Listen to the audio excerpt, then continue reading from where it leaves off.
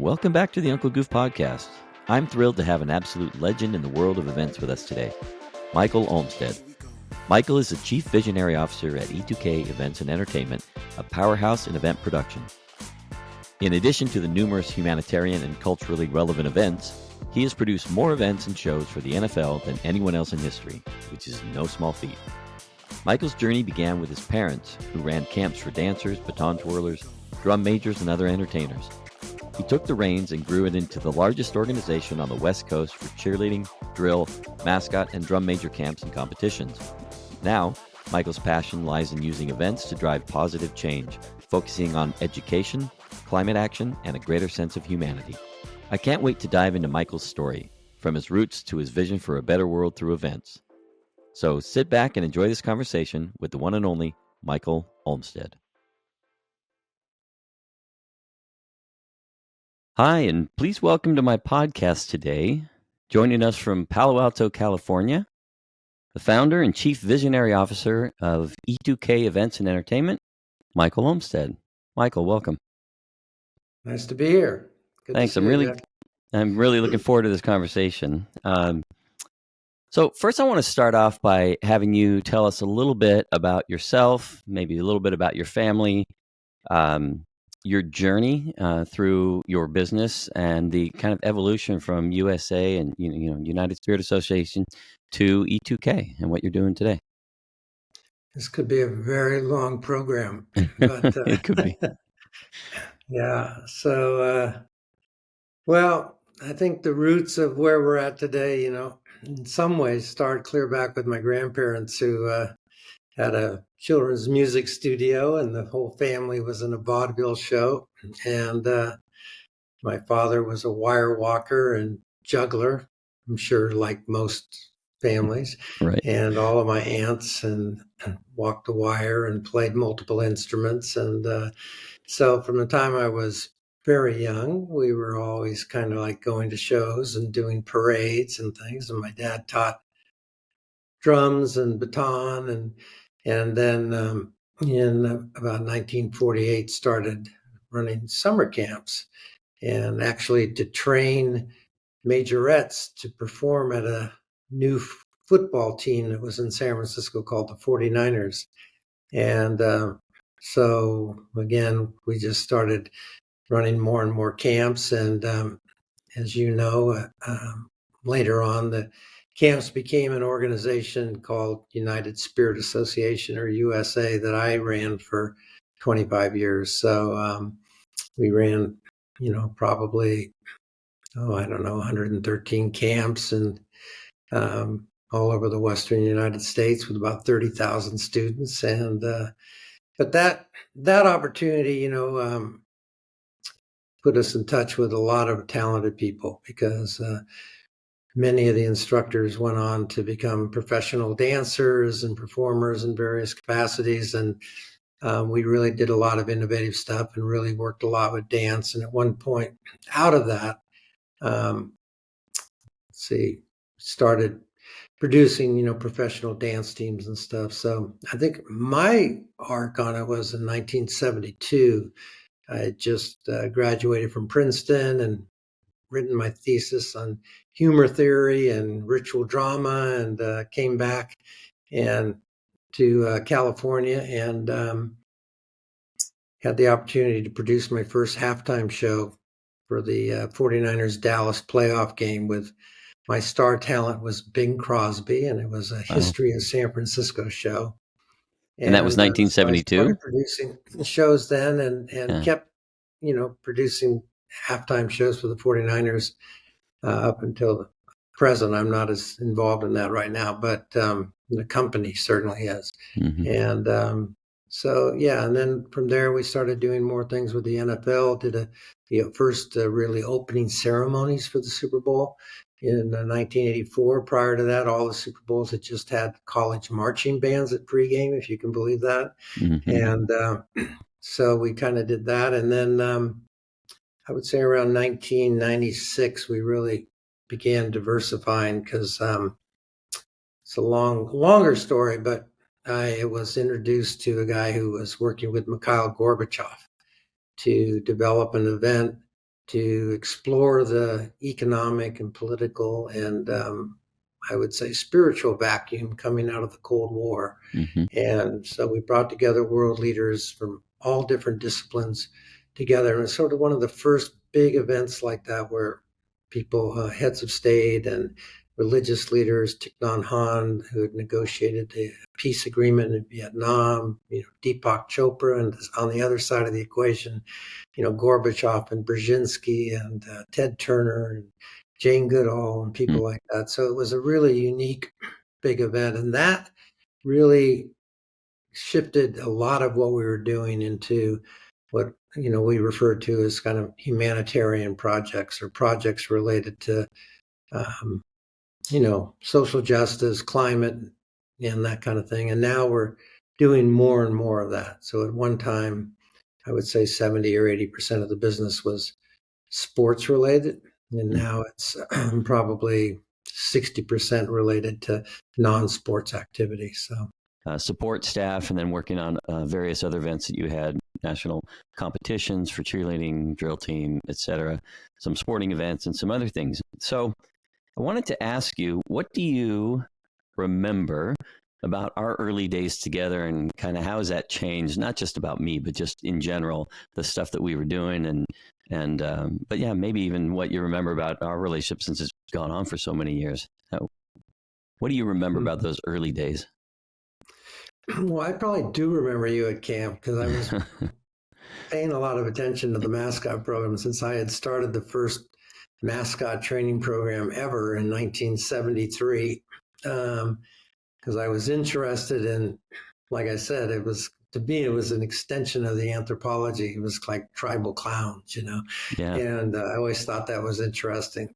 And so, and at that time, there were no camps for the mascots. So there were cheerleaders and what at that time we would have called pom-pom or song leading camps. And, and there were no mascot camps. So I was like, well, we should do something. And so we started working on using props and pantomime. And I worked with a guy named Tom Tancredi who had been the head of the mascot or the character program at Disneyland. But so I do remember you in that cougar costume. But as far as the experience at camp, I guess the thing I remember most vividly was you had this idea that we were trying to figure out how to reimburse staff. We had 500 instructors traveling all over, and we had to reimburse staff, based on how far they had traveled and so forth. And you came up with this very ingenious zone system where there were concentric circles around all of the campsites. And if they crossed over one of the concentric circles, they got one rate, or if they crossed another one, they got another rate.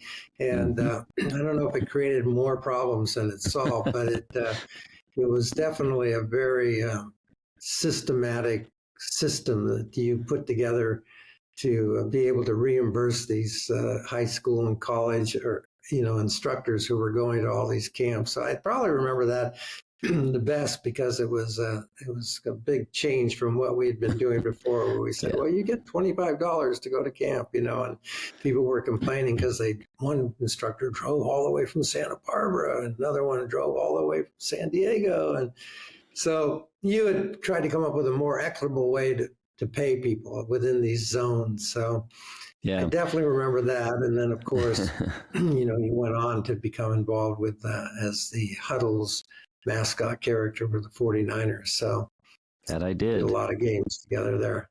We sure did. And really since then, I've worked with you on a number of projects. Thank you very much. I've enjoyed every single one of them.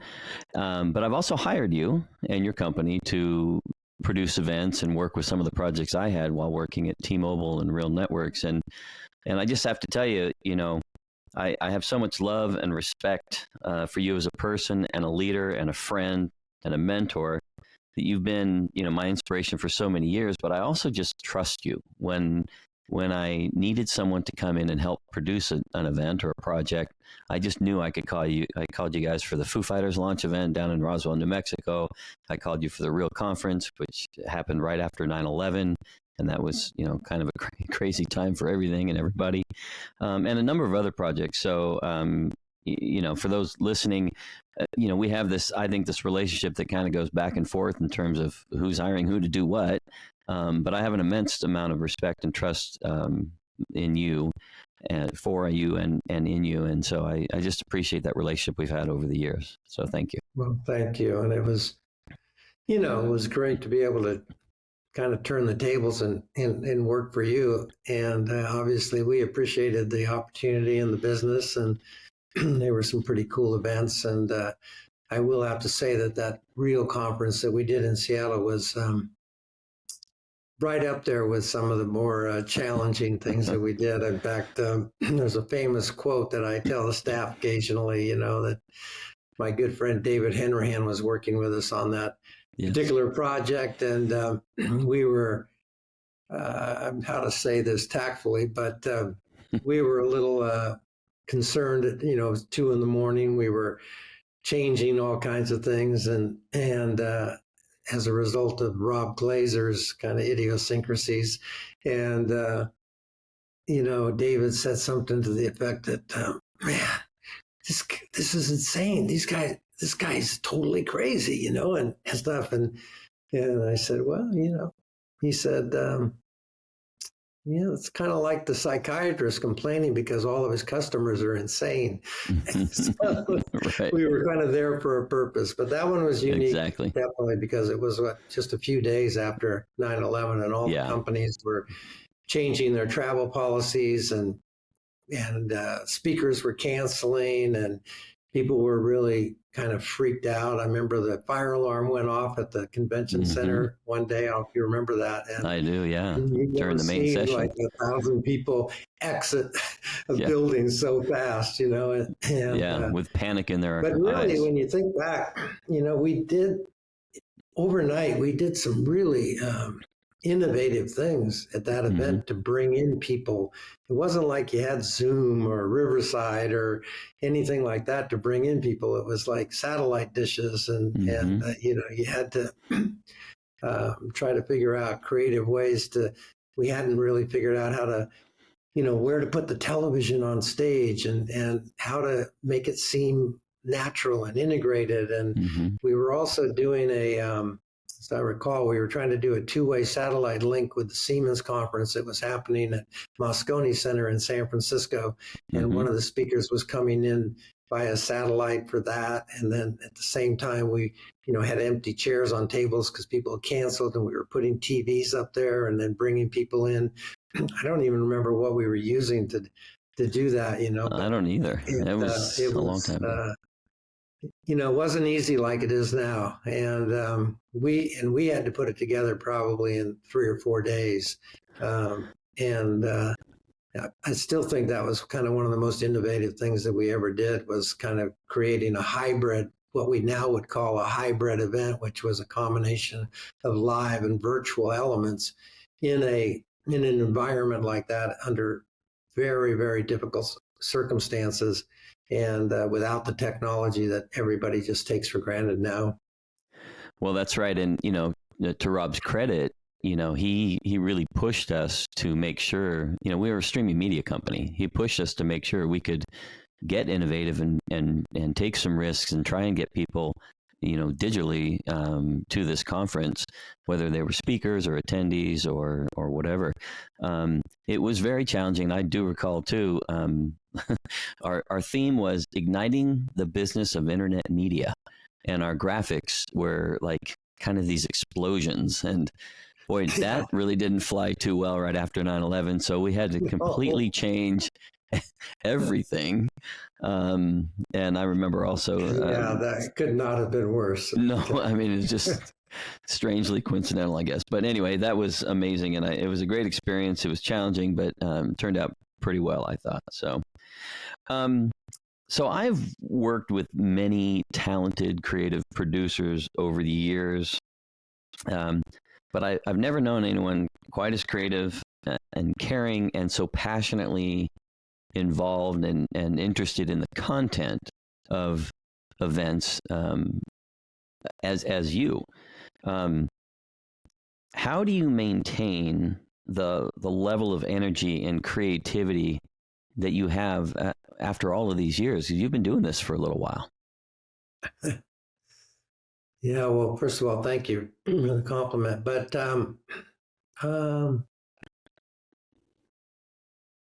yeah, I don't know. I think been fortunate to work on a lot of things that I really care about.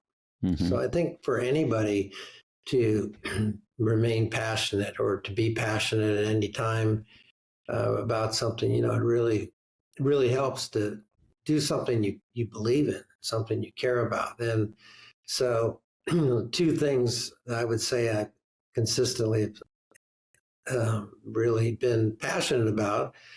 One was producing events that made a difference and created a transformational experience for people. And, I see events as creating an emotional context, whether that's for dialogue or collective action or for,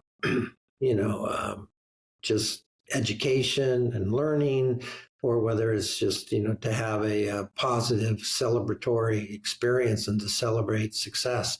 But in any case, I think, that has always been the key. How do we do that? Our vision statement that's on the wall here in the office is to create innovative events, powerful experiences, and magical moments that entertain people, inspire a sense of community, and celebrate humanity. And, we made that up in 2000. But prior to that, every year we would have a company retreat and we would make up a new mission statement or vision statement. And the next year everybody would forget about it. And it was a great source of cynicism. That one stuck. And a mentor of mine and an incredible activist and world leader, Lynn Twist, helped us to navigate that. And she said, you got to think big. We said, celebrate humanity. What do we? We're running little shows. We're doing halftime shows. What do we? She said, no. It's all how you think about it. So to answer your question, I think the first thing is that been fortunate to do things that I care about, and I try. I think one of the things that's been unique about how we operate and I think not just me, but everybody that we work with, is that we don't think of ourselves just as, event producers. We plug in the equipment and set up the chairs and, put flowers and the decor up and just go through the motions and stuff. We really do, start by listening and really trying to understand what the partner rather than client is about, what they're for, what they're trying to accomplish, what their, goals and intended results are, and what they believe in and what their culture is, and try to integrate that into, so there's an integration of form and content. And I think that is like critical. So anyway, I think that's the first thing. And the other thing is, I would say, is even going back to the camps, was really trying to do what I can to help others realize their potential, to realize their whole self, to be able to, have an experience that they can look back on. People involved in creating the events, it's not just the people who the event is for, but it's for the people who are working to make it happen. And so those two things, are kind of keep me up at night sometimes. And I think that's really been the source or the core of, my work. And, I think the other thing I'll just mention is that,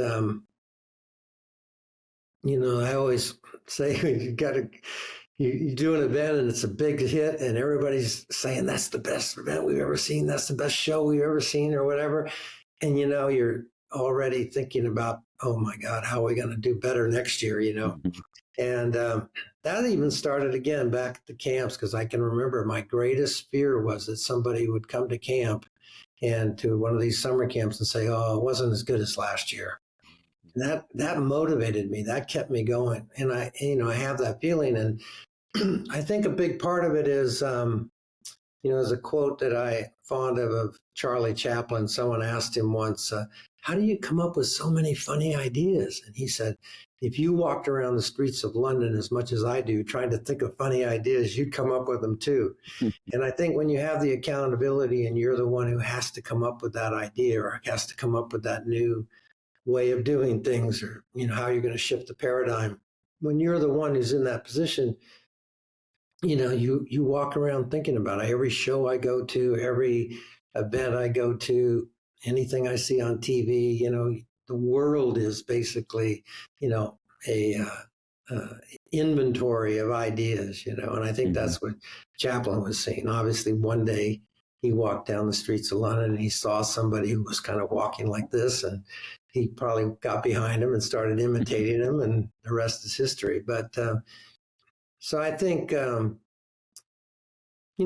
about it a lot and trying to come up with other ideas. But things are really more successful. We're kind of in the commercial, in a sense, we're in commercial art business, or we're artists, but we're creating commercial art in the sense that it's not just abstract art that, we're going to just put something out that we think is cool. If the measure of success is whether the audience or whether the attendees are affected by it and think it's cool. And so when you're doing a show, whether it's in a football stadium or whether it's at a boutique conference for high-tech, CEOs, you have to be very much in touch with who your audience is and what they want to get out of it and what's going to have an effect on them. So I think thinking about that, that's probably deviating from your question, but no, not really. I mean, where it comes from.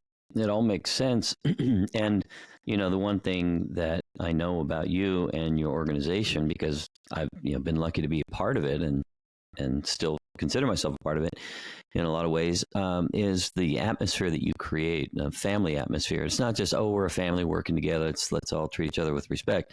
It truly is this deep-seated family relationship type of atmosphere where people want to spend time with each other, not just working, but in the margins as well. We care about each other. We care that everyone is successful. No one just says, this is my job, leave me alone, you do yours. It's and that comes from, your example and your leadership. But I think a lot of people have carried that mantle on behalf of E2K over the years and continue to do that. And that bleeds out into your audience, to your clients, to your partners, to the audiences actually in the venue, right? And it's not just a bunch of people doing tasks. It's people that are really involved from beginning to end in a lot of ways. So I think it's really important. Yeah. We had a board meeting yesterday and we were talking about this very thing, about how that sense of caring and dedication and devotion, how it, like you said, becomes integrated into the nature of the fabric of the event. I think any event is made up of thousands of decisions, thousands of good decisions, thousands of actions by a lot of people all doing the right thing and all making the right decisions and stuff. And I think, and I just have to say, you're right. It's not at this point, it's not me, and I don't really even take credit for it. It's a lot of people who I think really care. And I think it goes back to what I said, people doing something they care about and doing it with people who they care about. So, peer pressure kind of has a negative connotation, but in a sense, I think when you're around a lot of people who are working hard or a lot of people who are really, dedicated to what they're doing and trying to do the best they can, doing whatever it takes to make the thing successful, it's hard not to get caught up in that. It's very contagious, caring can be very contagious. And we see that in all kinds of situations around the world, So I think that, I think you're right. I mean, that's certainly something that I'm very proud of in a way, just that somehow that that's something that has become contagious and a kind of a part of our culture and stuff. Right. And it's really just so many good people out there, who are carrying that on and doing that in a lot of different ways. Tomorrow or right now we're in the middle of football season, so we have people who are producing games and shows. And last week whole team was down in Laguna Beach producing Tech Live for Wall Street Journal with the top tech CEOs and a very sort of high level technical conference. You and I were in Mexico City doing something around climate change with grassroots groups and community organizers and stuff, trying to look at kind of a different perspective on climate change and in Mexico City. So a lot of different, the range of what we do is probably unique. And I think being able to get back to the core values and the core understanding of, making a difference, creating transformational experiences, working with good people, those things, carry over no matter what the subject matter or whatever the content is, So, boy, I said these events, some people say, how can you be doing, football shows over here and world conferences here, producing cheerleader teams here and running a conference on the empowerment of women, Well, I said those things are, in my mind, more similar than they are different, Mm-hmm.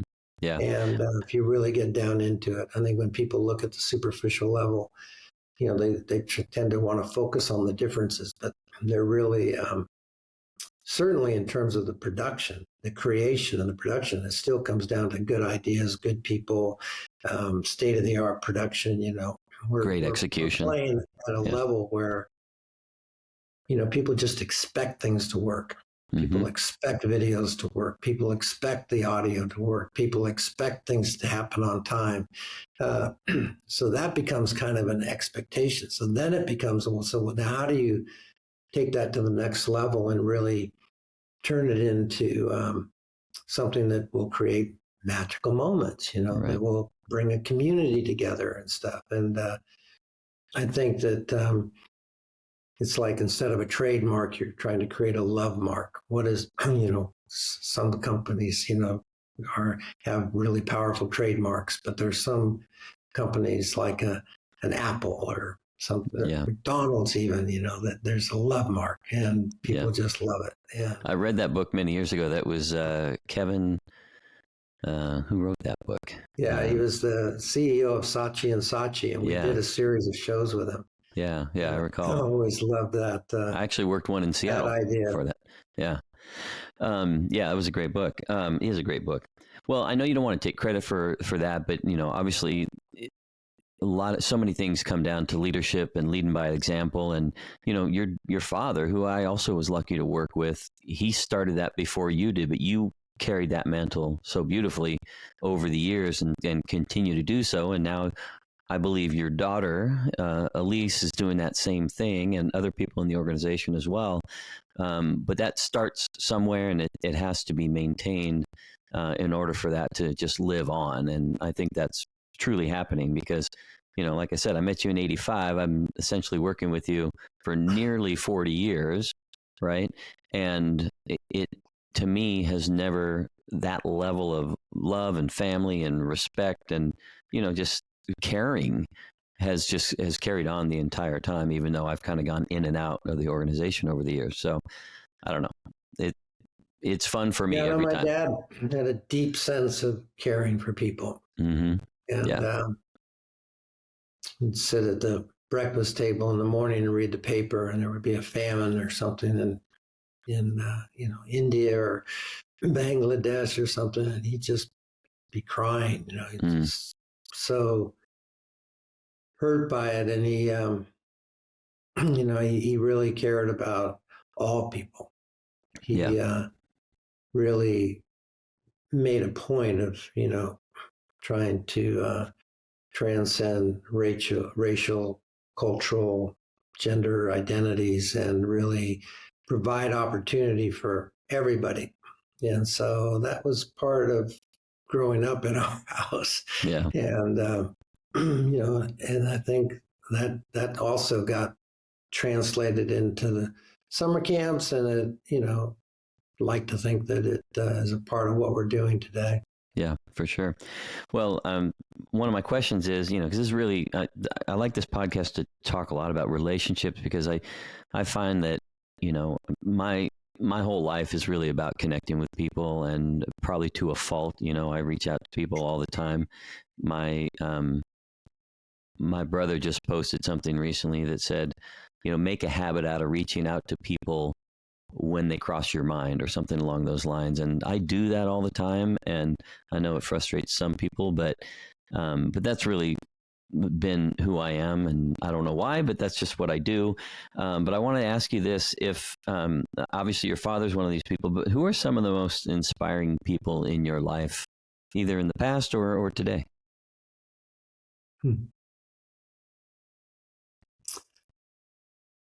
Well, yeah, my father. Well, I mentioned Lynn Twist, and I think she's had a big influence on me. Lynn worked with Mother Teresa, was one of the founders of the Hunger Project, is the co-founder of Pachamama Alliance, working with indigenous groups in Ecuador and Peru. I was on their board for 20 years and have worked with Lynn for 30 years. And I met her actually doing the event with Mikhail Gorbachev. She was one of the MCs. And so we would be backstage. And I said, okay, you need to go out and say this, tell them to go to lunch now. So anyway, we became good friends then. And she's on our board here at E2K. And saw her yesterday at the board meeting. She's almost 80, and she's just still just traveling all over the world and trying to, make a difference. And so she, just in terms of the way she lives her life, but also just her ability to communicate and to inspire people and so forth, she would definitely be one. I think, believe it or not, I've really been inspired by Roger Goodell, because we did a lot of games together and were good friends back in the 80s. And Roger and I, were in Tokyo doing the first NFL game there together, and we were doing some Pro Bowls together. And this is when he was a game manager and stuff. And just to see, kind of an example of, he always really believed in the NFL, and he had such confidence, and in himself to be able to move up the ladder and take charge, and then to, really do radical things like change the way that the NFL marketing and sponsorship programs are run, to start NFL networks. No league had its own television network. That was a really risky thing to do. And, you think about it now, we take it for granted, but think about the power and coverage that the NFL has as a result of that. And now, how they've had to respond to the concussion situation and what they're doing, developing a global flag football movement and getting girls involved. And, I know he takes a lot of criticism, and it's mainly from fans because he, punished their team for doing something wrong. But I think if you really look at what he's created, and so knowing him before he was the commissioner, and the nights we would have dinner at an Italian restaurant in New York talking about the NFL and how to create a more powerful game experience and stuff, and then to see what he's taken, where he's taken it, and what he's put up with, and what he's gone through, and his dedication to that league. He's an inspiration to me. I just look at him and go, wow, how did you do that? Yeah. And so I think he would be one. I'm talking about people that I've known personally. I learned a lot from Eddie DeBartolo, because I worked with him for many years, I think from 1979 probably until, he left as the owner of the 49ers. And we did a lot of events together and a lot of great things. And he was, but just the way he treated his players and he treated his staff, you talk about really having a family identity He just, I don't know, I think he probably got some of that from his father, but, he had that in him, and that's just the way he was. And money was like no option. It wasn't because he was necessarily the richest person in the world, but he just wanted to take care of people. And he wanted everybody to feel like they were a part of it and that they were important. And when he was the owner of that team, I really believe one of the reasons they were so successful was that everybody in the organization, from the receptionist to the head coach, all felt like they were important and that they were a part of what was making this thing successful. And they all had one goal, and that was to win the Super Bowl. And everybody was clear about it. And, he didn't talk about it a lot. He didn't give speeches about it a lot. He just did it. Mm-hmm. When we had our my wife, Michelle, and I had our children, we had twins over at Stanford Hospital. And we didn't publicize that we were going to have the children. We had, it had been scheduled and stuff. And, we came out of the delivery room, we went back into the recuperation room or whatever, at the hospital, and this huge bouquet of flowers. The first flowers in the hospital were from Eddie DeBartolo. And I went, how did he even know we were here? Right. And yet that's just kind of how he was. Yeah, that's great. So other than, the people that inspire you, from who do you seek advice today for things, whether it's, creative ideas or just how to run your business or, just personal development stuff? Well, unfortunately, probably my greatest confidant and, fellow traveler through the trials and tribulations of running a business was my good friend at Princeton and, for 50 years, David Hennerhan. And he passed away a few years ago, and cancer. And there's many times when I wish I could pick up the phone and call him, because we would just, we had kind of a running contest as to who was sort of, blowing at the worst. And he would call me and say, okay, I've just taken the lead, I'm being sued. And nice. then I would call him back and say, well, I think I just passed you. You won't believe what just happened. So Nice. We kind of had that. But I think today, really two people. Lynn, for sure, I talk to a lot, and she just has such a beautiful perspective on life and what's important and making an impact in the world. And the other person that I spend a lot of time with talking is also on the board, Daniel Lewin. And Daniel was one of the early employees at Apple. I think he was the first marketing director for Macintosh, and then broke off with Steve Jobs and started Next Computers. And then from Next did a few startups, and then became the head of the Silicon Valley campus for Microsoft, reporting directly to Steve Ballmer and Gates, and became their liaison to the venture funds here, and head of sustainability. And so he's had, and now he's the CEO of the Computer History Museum. And we've been friends for 30 years or more. And, he's so smart, and he's been through so many different transitions and so many different companies, obviously huge companies. But Daniel's been a huge source of advice and wisdom and inspiration for me. And Nice. So I talk with him a lot. Yeah. I remember David. I'm so sorry that you lost him, but he was quite the character. I really enjoyed him and got to work with him a couple of times. Yeah. I'll tell you, can I tell you a quick story about Daniel, how we became close friends? You and Daniel? So, we met. He was dating a woman who I knew, and she said, "You got to meet this guy, Daniel Lewin. He went to Princeton too." And I said, "Oh, great! Well, I'd love to meet him." So anyway, we connected, and the bottom line is that we just immediately hit it off because we had both gone to Princeton when it was even way more than today. But, when I was there, it was still all men. And I think it had gone co-ed my junior year. And by the time Dan was a couple of years behind me.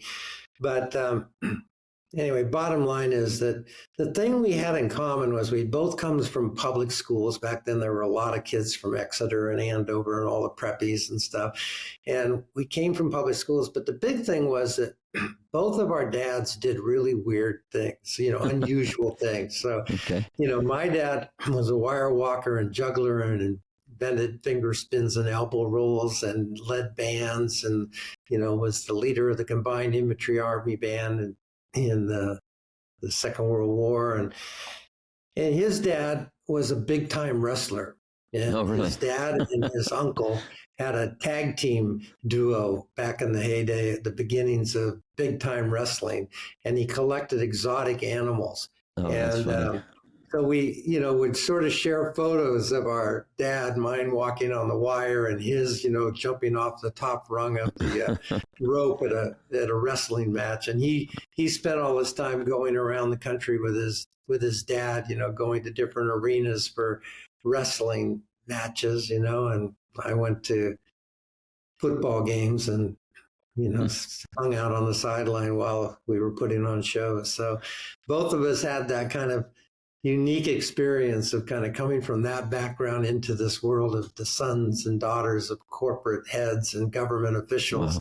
Wow. And, we both kind of laughed so much about telling stories about, our background and where we came from and going into that sort of pristine, aristocratic environment. That's really funny. So obviously very common childhood experiences, right? Yeah. So I know people, really look up to you. I know they come to you for advice. They come to you for, mentorship, inspiration, obviously. How do you handle, and I mean, do you get a lot of requests for your time and energy for that sort of thing? And if you do, how do you handle that? Do you like sharing that stuff? And I don't know, I'm just curious about that. Yeah, I guess I do. A lot of people want to have informational interviews or they want to talk, people who are looking to see what they want to do next in life or trying to find a job or something. So, you probably don't even realize it, but when it's probably all relative, but yeah, I do get it. But you probably don't even realize it because probably half the time you just think it's a conversation, but they're looking to you for creative ideas. And, you talked about how you develop some of these events and programs, and that's sort of part of that. I mean, that's how people see you. And I think maybe to you, it's just sort of par for the course. You just have those conversations with a lot of people a lot of the time, right? Probably, but if I'm not aware I'm doing it, then I can't really respond to that because I don't know. No, that's all right. So, I not to anticipate your next question, but I guess when I do have those conversations, I would. It kind of comes back to what we said at the beginning.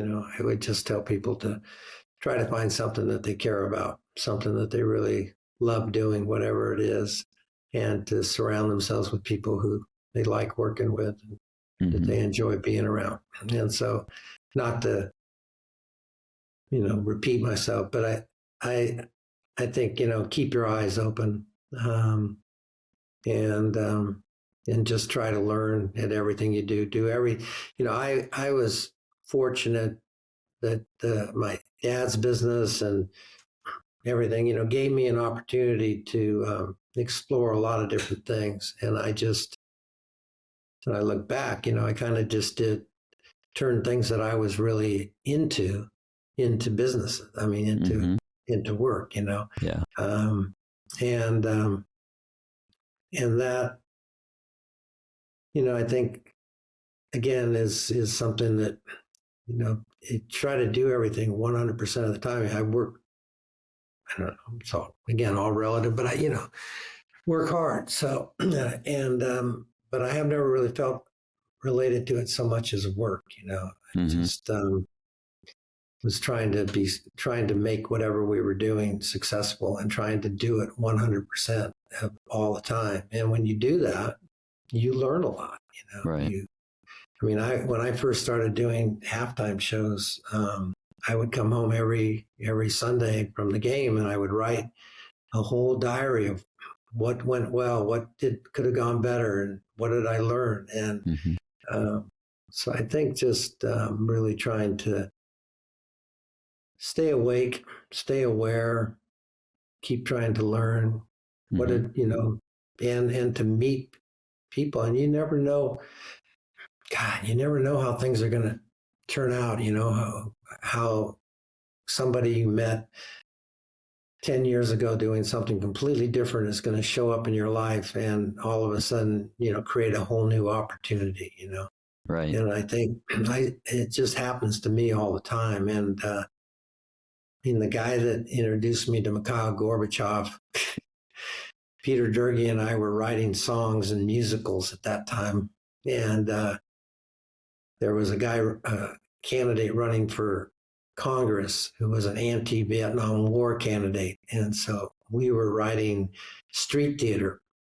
We would do these little skits. I dressed up like a dollar. His theme was something like the dollar bill represented, people who wanted to give more money to the rich. And then the nickel was, he wanted the donations from, more people just to donate a nickel. So we had these two characters, the nickel and the dollar, and I was the dollar and the top hat with this mustache. And there was this woman who was the nickel, and Peter would play piano, and we would go to these rallies and do these songs about the dollar and the nickel. And we were doing this kind of street theater stuff. And the guy who was the campaign manager for that candidate was the one who said, you need to meet this guy, And this was like, 10 years later. And that's how we ended up doing that, and how I met Lynn Twist, and how we started working with a whole lot of people that we're still working with today. Yeah. So it's like, it's showing up, being authentic, and then having this relationship opportunity that continues to give over the years. I mean, I'm like you that way, where I'll run into somebody. When I started Walker's Lockers 8 years ago or whatever it was, I was at a coffee shop in my neighborhood, and I ran into a guy I went to high school with that we knew each other. We were friendly, but we weren't friends that didn't do anything. But we ended up in a conversation, and because of our connection back in high school, it was easier to strike up a conversation. But then it turns out we kind of needed each other and helped each other out, and he really helped me build that business from the beginning. And if I had sought somebody out, it wouldn't have been him necessarily, because I didn't know that he had the skill sets that he had now, however many years later, 25 years later, 30 years later. So, and yeah, it's to me, it's always about, everybody you meet, you be authentic with them, you stay in touch where you can, but don't be afraid to reconnect with people. I think it's really valuable, just personally, professionally, and spiritually sometimes as well. So, well, people all over the spectrum in terms of just the types of industries they're in, the types of things that they do. A lot of high profile people, not necessarily naming names here, but how do you navigate your relationship with the high profile people?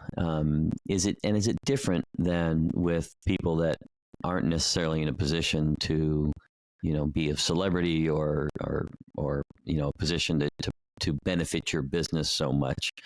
How do you handle those types of relationships? And do you lean on the high profile people in ways, differently than you would others?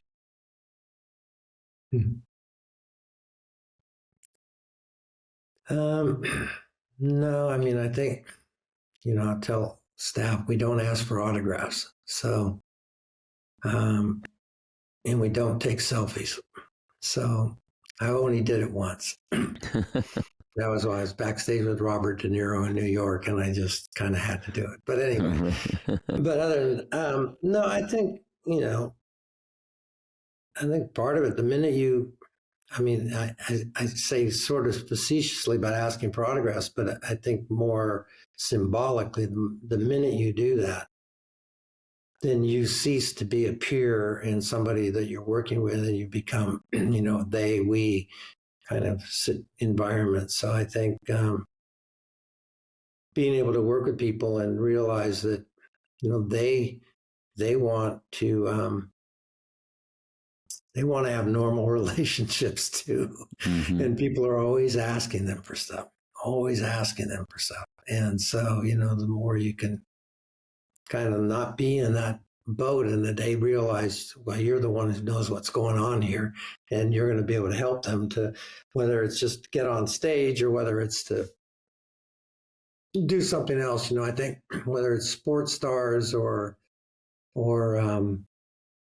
political stars or movie stars, music stars, I think, they're all just people. And so, like with other people, if you can connect on some level of commonality, whether it's your children or whether it's how they're feeling today. I mean, the first time I met Barack Obama, we were doing a series of talks around healthcare during the campaign, and Edwards and Hillary and Obama were there, and I was backstage, and they had to come in, get their, makeup done, and then get their mic on and get over to the thing. Anyway, he came in the back door of the gym that we were at in Las Vegas, and the first thing I said, "Hey, welcome, so glad you're here." And he said, "What's the score of the Georgetown game?" And it was during March Madness, and that was the first words that Barack Obama spoke to me was, "What's the score of the Georgetown game?" Yeah, that's funny. And I just think, it's kind of an example. I can remember back at a 49er game when I was probably, 83, I guess. I wasn't 83. It was 1983. Yeah. But I was out we had Huey Lewis in the news playing on a flatbed truck in the end zone, and I was standing at the 50-yard line with Huey. It was at 10 o'clock in the morning before the game. We were doing a sound check, and the band was playing, and we were listening to this band. And at some point he looked over, and Joe Montana had walked out onto the field in his street clothes, just to kind of whatever, see the field or do his ritual. And he said, "Is that Joe Montana?" And I said, "Yeah." And he goes, "Wow, you want to meet him?" And he says, "Yeah, that would be awesome." So I walked over to Joe. I said, "Joe," and I got over to Joe, and he says, "Michael," he says, "is that Huey Lewis?" And I said, so I had a chance to introduce him. But I think kind of just, I don't know. I just think it's the more you can relate to people as people, and not as the image or the persona that they project to the public. I think that's probably the key there. And I don't follow up with them. I don't do that as well as you do probably, but I have worked with a lot of people. I know. Yeah. Over the years, probably 60 heads of state, and, 5 U.S. presidents, and, a lot of Hall of Famers, but, I don't know. Don't make it a point of trying to deal with them or take advantage of them later. No, that's great. I don't believe in that either. And it reminded me of something. I don't know if you ever saw this, but I obviously worked with you on the NFL Pro Bowl in Hawaii, 13 or 14 years, I can't remember. And my role often was to work with some of the players at these events. And I don't remember when I adopted it exactly. It wasn't my first year that I did it, but somewhere in the mid 2000s.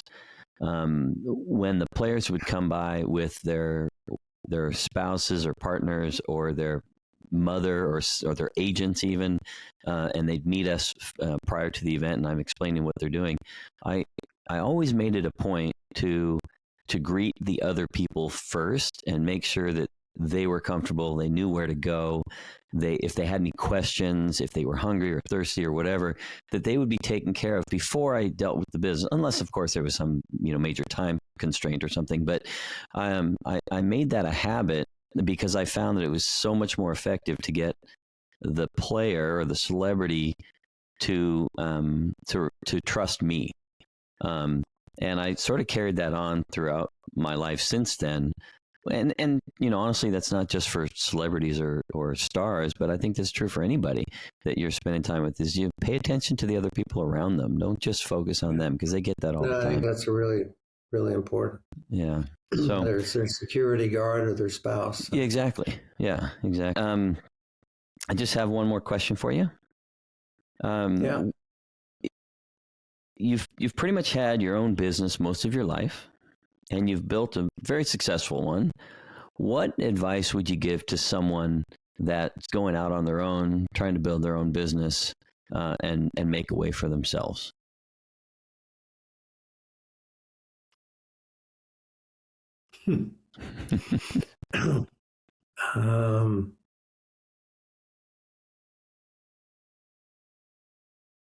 What advice? Somebody starting a business, you mean?